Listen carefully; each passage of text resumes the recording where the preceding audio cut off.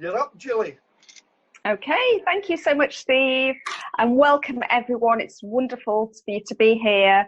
And the session tonight is on nutrition for the now, and that is a title. Well, that was going to be the title from our book, which is actually Food Awakening: Nutrition for Now. It couldn't really fit in for the now, and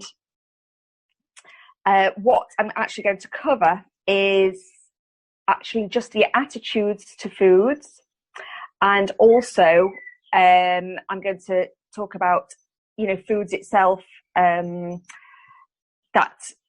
you might be ready for, and then at the end you can decide if there's anything yet that you feel inspired to take away.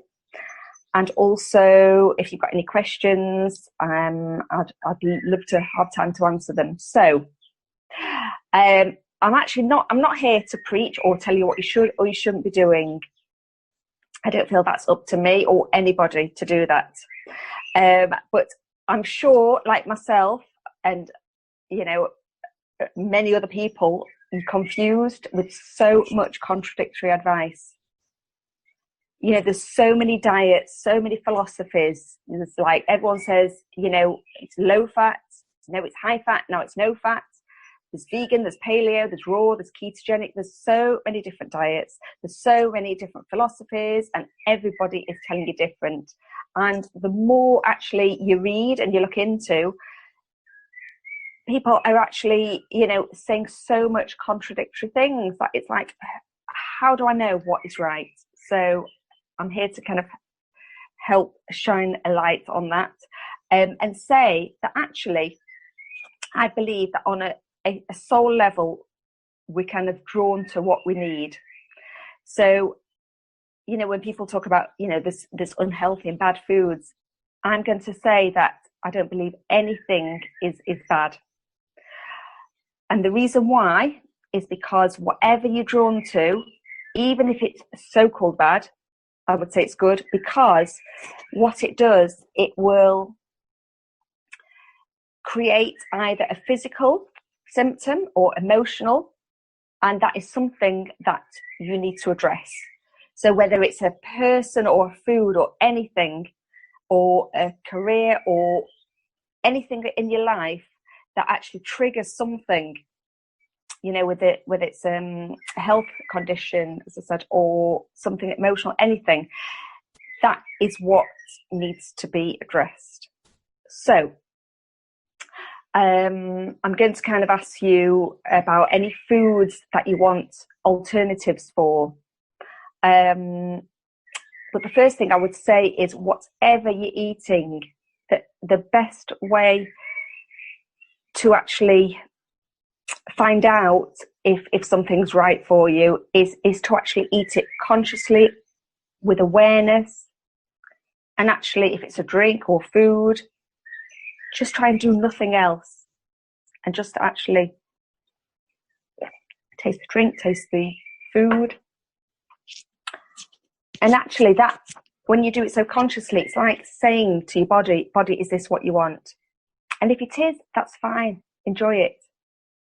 You will get endorphins and something out of it, that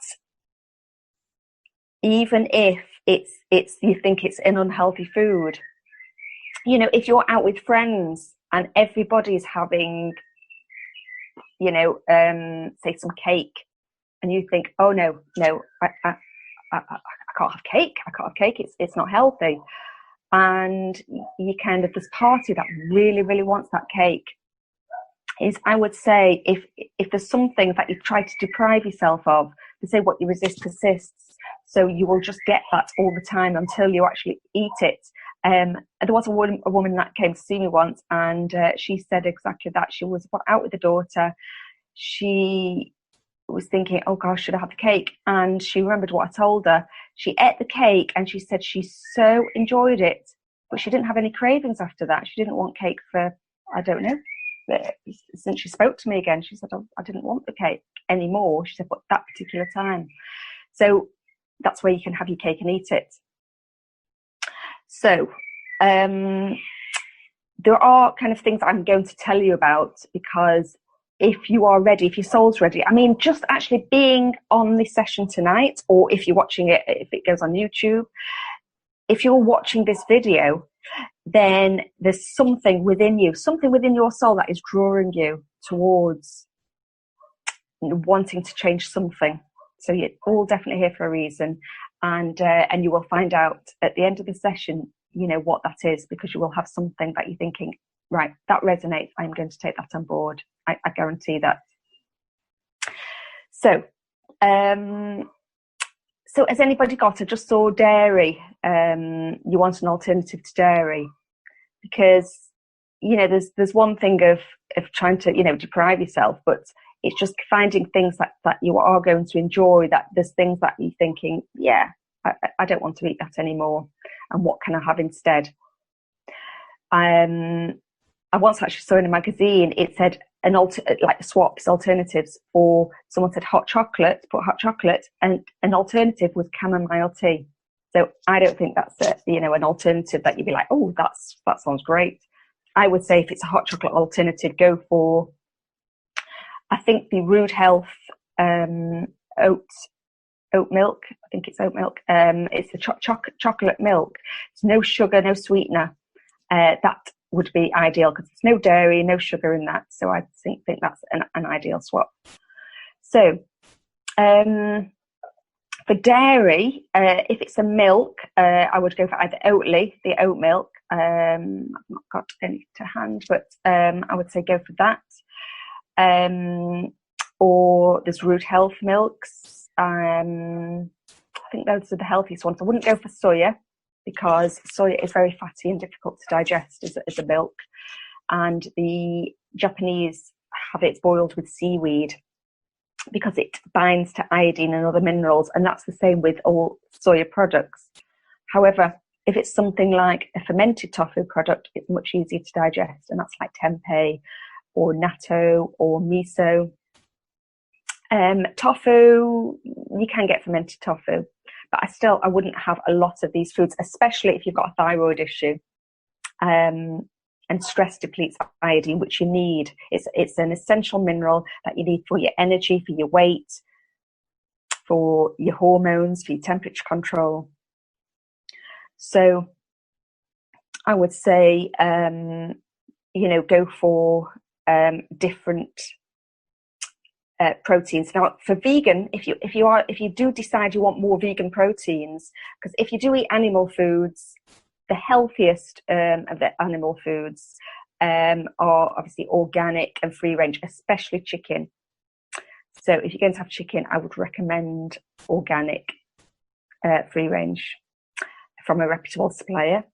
Grass-fed meat, kind of wild fish, maybe wild salmon instead of farm salmon, and I'm just reading something about soya. There's soya, as I say, fermented soya. It can be okay for some people, but I don't tend to recommend it kind of for many people, you know, once in a while. And one thing I'm not very keen on, and I wouldn't recommend at all, is something like corn, because it's a mold and it's been heavily processed, and any of the food that is processed vegan, because it's not real food. And it's the same with, you know, with the free from, like the gluten-free and dairy-free. If you find it in some supermarkets and it's got a list of loads of ingredients, you know, that's not ideal.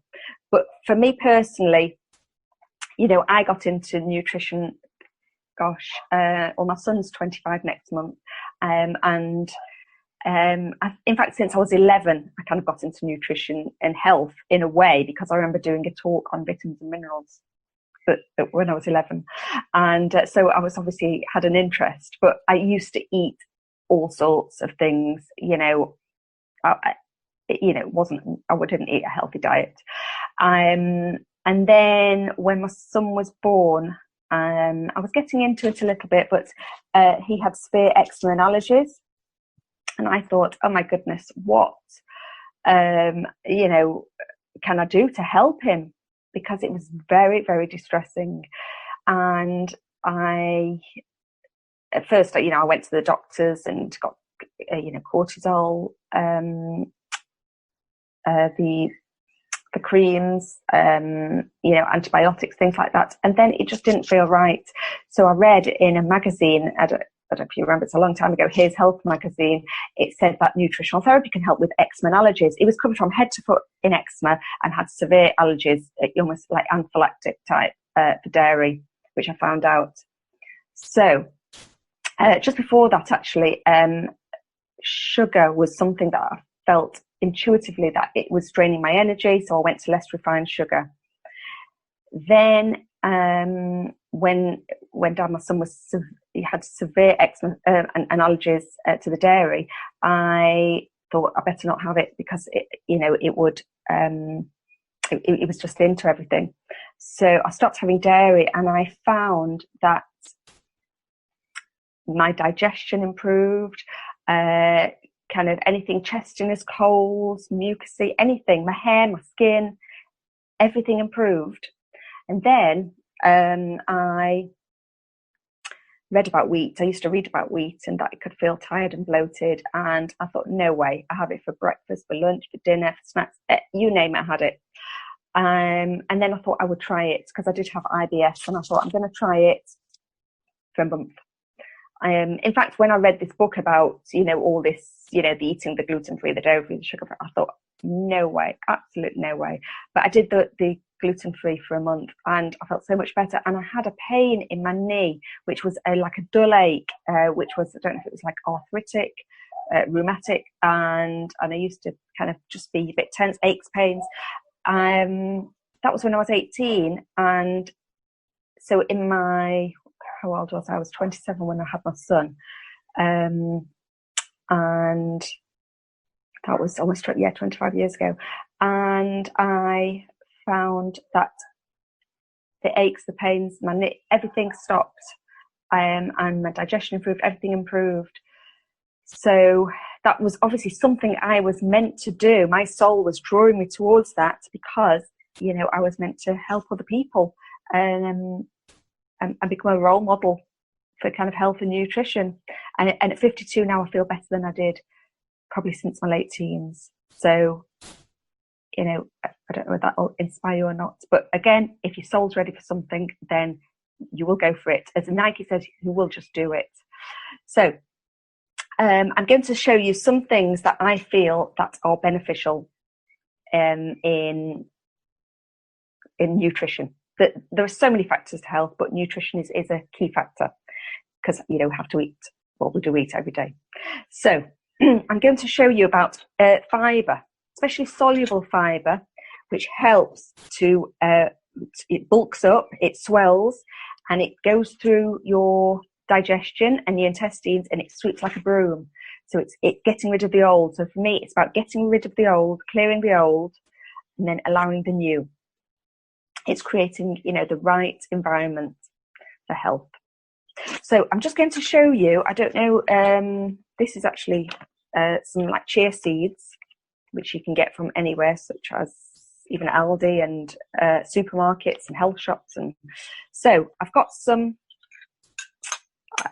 kind of just a heaped spoon of chia seeds. I don't know if you can see in the bowl. And I'm just going to pour some water in. I'm just going to leave that. I'm just going to show you as soon as it thickens up. Because if anybody's used chia seeds and just sprinkle them on, that would not be ideal, because you'll see what happens. They actually kind of swell up and they go almost like mucilaginous, and they expand. So if you have them without soaking them first, it will take water from your body, and it can cause intestinal obstruction, so obstruction in the bowels, because it's like, oh my gosh, I need water to help it to swell. It's the same with kind of flax seeds. So I would say you can grind flax seeds, but I wouldn't have them whole. or you could soak them, or you can get these milled sprouted flax seeds, or some kind of linseed flax seeds. But I would keep them in the fridge because they spoil quite easily. So, and then you could put them in your breakfast. I did come across something recently which I've tried this week, and that is this fibre blend. This is Anderson's, and what it's got in is psyllium husk. So there's a powder and the whole seed, the whole husk, should I say. Apple pectin, which is fantastic for the gut, because the gut is key to your health. If you can get your gut right, then it will affect all of your health. So it's got apple pectin, and it's got some probiotic as well. And this, you need, like, I've put a little scoop in a bowl. I've only had it for a couple of times now. And I put half a cup of water, and it kind of swelled. It's like half your breakfast bowl. So I love that product. This is kind of thickening up, but I'll wait till it's. Did you put? Is that raw chia seeds in a smoothie? I couldn't quite read that, but unless you leave it for a bit to swell up, and with anything, especially a smoothie or anything like that, you think you might be just drink it down, but don't. Actually chew it, because that's the one thing, your stomach doesn't have teeth. So if you can chew everything as much as possible, it just so helps the digestion of any foods, whatever you're eating. And when you do things more mindfully, and you enjoy your food, and you just kind of get to the sense of, actually, this isn't right for me, or you will just, not kind of maybe overeat, because you can be eating the healthiest foods, but, they might not be good for you, because, the way you're digesting them, you're stressed when you're eating them, you're not enjoying them. You've got to enjoy. So, and do all seeds need soaking? It depends. For the flaxseed, the ones that go mucilaginous, if you're having kind of like sunflower seeds or pumpkin seeds, then it depends on your digestion, but you can activate them, which means soaking them in kind of like a sea salt overnight. And that makes them more digestible. And what I do is I rinse them and then I put them in the lowest, in an oven that's actually just slightly warmed. It's not even on a number, and it until they're crunchy. But you can buy them like that or have them like that, and that makes them easy to digest. But you don't have to do that. I sometimes I have like a protein powder, the pumpkin seed protein powder, something like that. I like that one in my breakfast. So I could have like, either a porridge or a grain such as quinoa or brown rice with the they've actually kind of thickened up now, so you can see that they're just kind of very slimy. So that's the consistency that is going to really help to kind of bulk. And then other things in breakfast that you can put in. You can put cinnamon if you like it. If you're okay with fruit, sometimes fruit and a grain, people can't digest that well. So something like dates, that's probably better than sugar because it's got fibre in it, if you're good with dates and if you like them. And if you're okay and you're not vegan and you put some raw honey in to sweeten it, that's okay. But it's kind of like setting yourself up, to feel full till your next meal. Ground seeds, yes, you can actually grind them, keep them in the fridge. Always keep them in the fridge. And what else was I going to say? Yes, so the grains that you've got, if you want to kind of avoid gluten, especially, you've got your quinoa, buckwheat, which aren't true grains, but they're used like grains. Then you've got the millet, which is very alkaline, so it's not just a bird seed, you can have it as a grain. And there's rice, like brown rice, it's brown basmati rice. You can get short grain, long grain, basmati.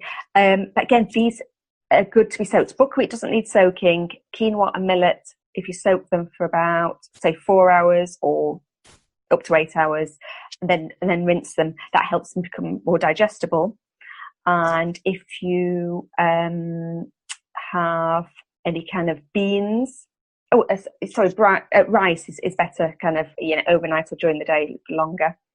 But any kind of beans and pulses. So, when you think of the pulses and the beans, there's black beans, there's aduki beans, there's mung beans, there's butter beans, there's haricot beans, there's flageolet beans, there's navy beans, black-eyed beans. There's also kidney beans, but I don't recommend kidney beans unless you're blood type B, because they're not meant to be so digestible. And I found that, I don't know, I didn't find them so digestible, so I don't eat them. And then there's your legumes, of course, it's like chickpeas and lentils. You can get red lentils, green lentils, brown lentils, beluga lentils. So I always have, I'm not vegan, but I have some, animal protein. I have some eggs sometimes, and I've gone on to duck eggs because they're meant to be more nourishing. They've got more nutrients in them. And also, they say if you are allergic to eggs or intolerant to eggs, then you're more likely to be okay with duck eggs. So, if they're organic and free range. But I've got a local supplier at the shop I go to. Lots of vegetables, so fibre. You're looking at lots of fibre. However, I would say if you're not having this at the moment, then don't include too much all at once, because it's like anything, too much of a change in your body, too much fibre, it might be too much for the digestion. So start very, very slowly. Start with kind of in one meal, just introduce a bit more. Maybe, as I say in breakfast, either the chia seeds, the flax seeds, or the psyllium husk, that blend, which is all in one, and that's so great for the gut. I can send you details on that, from where to get it. And have a colour, a colourful plate, because they say we eat with our eyes. So the vegetables, then it's like getting all your antioxidants and nutrients, and green leafy vegetables are great, a lot of minerals, and I'll talk about minerals in a minute. So to answer yes, I would definitely soak brown rice. It just helps it become more nutritious. Probiotics, it depends. Some people are better, but it depends on the state of your gut. And sometimes it's a waste, because what kind of ends up in your gut, because of the stomach acid and things like that, you're not getting kind of that much. I like spore-based, but you've got to be very careful with spore-based. Introduce them very slowly, and they do not damage in the heat. They are quite expensive, but there's some great research about them. So minerals, now that is a big one, because I'm going to just tell you, like something like magnesium, which is a key mineral. There's just to answer Omar, prebiotics. Yes, because they help to feed the probiotics. So you can get those in lots of food. Some food, I know, asparagus and chicory and things like that. But yeah, you can take kind of prebiotics, and that, I think that this is classed as a prebiotic in this fibre blend. So, which is great. But magnesium, there's 65 plus conditions that are caused by magnesium deficiency, and magnesium gets destroyed from stress, from fizzy drinks, from drinking kind of caffeine like coffee, things like that. And I'm just going to run through this list, and you might find you have one, or somebody that either gets acid reflux, adrenal fatigue, Alzheimer's, Parkinson's, anxiety, panic attacks and depression, arthritis, asthma, blood clots, bowel diseases, chronic fatigue syndrome, cystitis, fatigue, headaches and migraines, heart disease and other heart issues, hypoglycemia, indigestion, inflammation, insomnia, kidney stones and other kidney issues, muscle cramps and spasms, difficulty swallowing, burning pain, muscle weakness, numbness, twitching, vertigo, PMS, osteoporosis, and tooth decay. One of the things it does, it strengthens the teeth and the enamel. You can tell when you actually take magnesium that you can just feel the enamel on your teeth is stronger. Your skin feels softer, things like that. But I wouldn't recommend just taking like digesting magnesium, because firstly it goes through the digestion. It can cause kind of digestive discomfort, and people's digestion isn't that great. So, and there's lots of different types. Now, I would start personally with something like an electrolyte. And I just ordered this big bottle before, because I've got a smaller bottle. I had it was in a, I don't know if I've got it here. It was that one. It's exactly the same, but they make it for Viridian, this company, Elite. I met them at a health exhibition many, many years ago. It's over like 15 years ago maybe. And I remember thinking, oh, that's good if you have sport or you're hot or whatever. But actually, it's good for every day, not just for summer, for life. And that contains your key electrolytes: magnesium, chloride, potassium, and sodium. But the way it has been, I'll just tell you about it, derived from solar evaporation, from a mineral-rich water from the Great Salt Lake. And it's 10 times denser than seawater, and it really differs from kind of table salt, the sodium in table salt. In fact, I was going to show you this as well, but I'll show you this in a minute. This is called a 40 salt, and that's got a third. I think it's something like a third less sodium than actual salt. Great if you've got kind of high blood pressure, but any kind of issues, because sodium is the contractor. When you think of sodium, your body contracts with this pain. And the magnesium and potassium is the relaxant. So magnesium actually, when it's in the kind of the muscle, that's the relaxant. Whereas if there's not enough magnesium and there's calcium in the muscle, then it contracts. So sodium and calcium can contract, but magnesium and potassium, they relax. So you kind of your mood, your energy, but you'll be able to sleep better and things like that, with the right kind of minerals like magnesium and potassium. So I think the electrolytes is a great place to start. If you are magnesium deficient, let me just find this other, then there's something called this CMD. There's another. This is in a glass bottle, but there's in a plastic one. It just says CMD, and that's got more magnesium. So that you could go on to once you start introducing the electrolytes, but I would do it slowly. The way you would know if you have too much magnesium is kind of like you just get loose stools, diarrhea. You think, right, that's too much. Step it back. And if you had the electrolytes and you had any kind of cramping type pains, like you get cramps or something like that in your legs, and you took, say, a capful every day and you still didn't benefit, they've said that there was a man that actually had to take 6 capfuls of it a day, and that's when he noticed he was okay, and then you start lowering it again, because you just get to the point of kind of saturating your body, and then it doesn't need so much. But salt-wise, there's that I use in cooking as well. This herbamare, which it's a sea salt, pure sea salt infused with organic herbs and vegetables, and that really brings things to life. Much better than the stock cube, much healthier. But this one I was going to show you, this 40 salt, as I said, it's got a third less salt. It's like having a mineral supplement, and you can just put it in your cooking.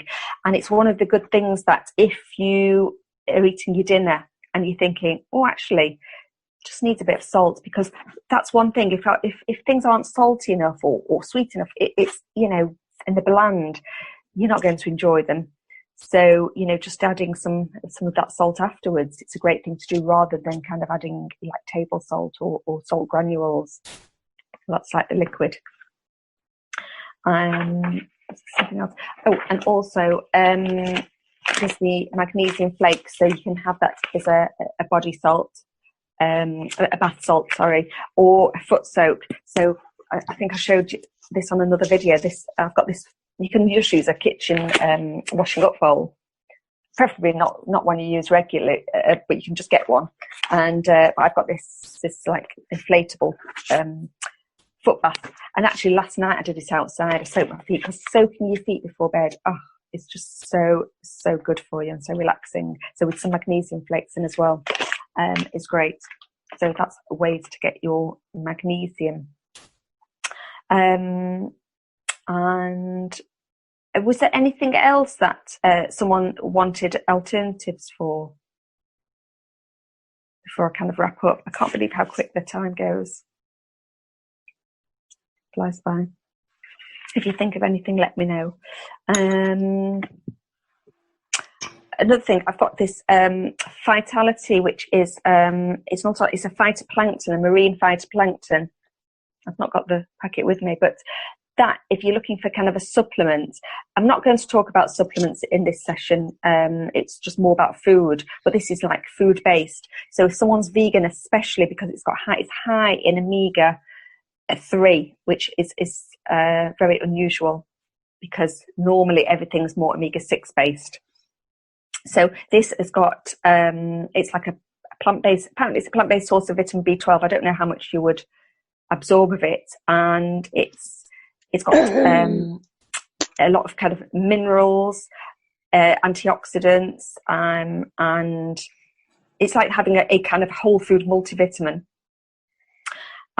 with kind of, your omega-3 in it. It's sustainable, it's pure, and it supports gut health, aids mental clarity and alertness, boosts energy, aids recovery, good for the immune system. You can get it in powder and capsule form, and that, to me, I think is probably one of the best kind of supplements.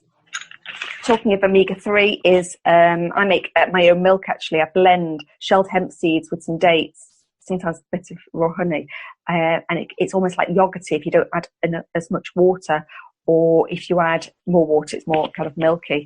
But that's on my breakfast. And dates make milk. So, was somebody on not on mute there? So you can see now how kind of this chia seed's very kind of thick. Mucilaginous have gone. So I think that's about it. But what I want to ask you now is, whether you're here this evening or on kind of watch on the YouTube link, is what is the one thing that you can take from this session that you're going to introduce? Because, as I say, it's not your mind that thinks, yes, I'll do this. If you're saying I should do this, then you're not quite ready. But you'll know when you're ready for something, because you'll just do it. And whether it's going to be easy or difficult to do or challenging, you will do it, and you won't even think about it. If you know you're not ready to do it, because you just won't do it, even though you think, I really want to do this. So it's not about that. It's about, I say, let your soul take control. I've got more information in my book, Food Awakening Nutrition for Now, and recipes and all things about health. So if you did want a copy, it's on Amazon, although it's an updated copy that I've done, and I've not sent the updated thing to Amazon yet. It's $11.99 on Amazon, and I can send it out for $10.99 signed. So you can always let me know if you wanted a copy of that. But if you've got any questions before we wrap up, because I could talk for days on end about this. I'm so passionate about it, and I would just say, just notice when something doesn't feel right for you, and when you're actually ready for that change, and just thinking, what can I introduce instead of this? So just want to hear from everybody. Is the one thing that you can take away from tonight and say, oh, what's the one step? Because if you take too much and get overwhelmed and stressed, that's not going to work. So just take one thing for now. Shall I start? Yeah. Hi, it's Sure. Louise. Hi. Hello. Hi. Yeah, I think what I want to take away is doing things differently. So soaking the seeds, looking for the alternatives. Yeah. And there's quite a few things I want to do. And I used to have the magnesium. I've still got it, the oil, but not been really using it. So I think it's about just thinking about what you've said and starting to introduce certain things. But yeah, it's a mind shift, and I'm ready for this. But it is literally shifting your mind rather than thinking, oh, it's, you know, it feels too much. It's like, no, actually I can do this. You know, I'm wanting to do it.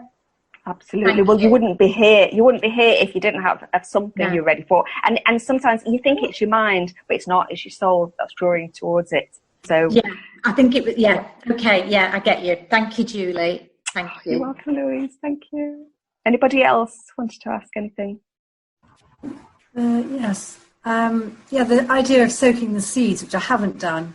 How long do you need to do that for? I mean, if you're doing it for breakfast, you don't want to be too long soaking them. But so wait, what kind of seeds? If it's the chia seeds, chia, say, yeah. I've been just sprinkled chia on my breakfast. I haven't thought about trying to. If it's something like chia or psyllium husk or flaxseed, about 15 minutes is enough. So if you get up and you just soak it, you know, while you're kind of getting ready, you can actually do it overnight and just kind of keep it in the fridge. Put it in the fridge, yeah. Like that. Yeah. And then the ground seeds, I didn't realise I had to put them in the fridge, so that's a bit of a... The what seeds? The grind up the seeds. I've been grinding up the various seeds and putting them in the fridge. Yeah. It can go rancid, so definitely in summer, so definitely put them in the fridge. And I like the idea of the magnesium in a foot bath. I have a bidet, so I could put my feet. Nice, absolutely. That sounds nice. Yes, and even just soaking your feet at night is so good for you. It's like having a bath, and yes, I like that idea. It all sounds good, and I like the idea of being able to kind of go with your instinct. So I believe in that, and so that's really kind of reinforces one's power, I guess, and that we know what we need. Absolutely. Yeah, and it's just one step at a time, and you know, each time you'll be ready to do something else. Yes, and also with the brown rice, I don't think, because it takes a long time to cook, but obviously if you soak them first, then presumably it makes it more digestible as well. Yeah, because otherwise they're quite gritty and everything, so it doesn't really appeal to us. Thank you. Definitely. Yeah. You're welcome. Anybody else?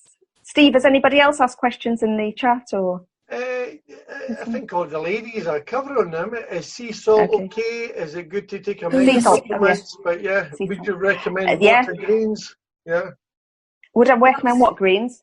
Water grains. Oh, water and grains. Water grains.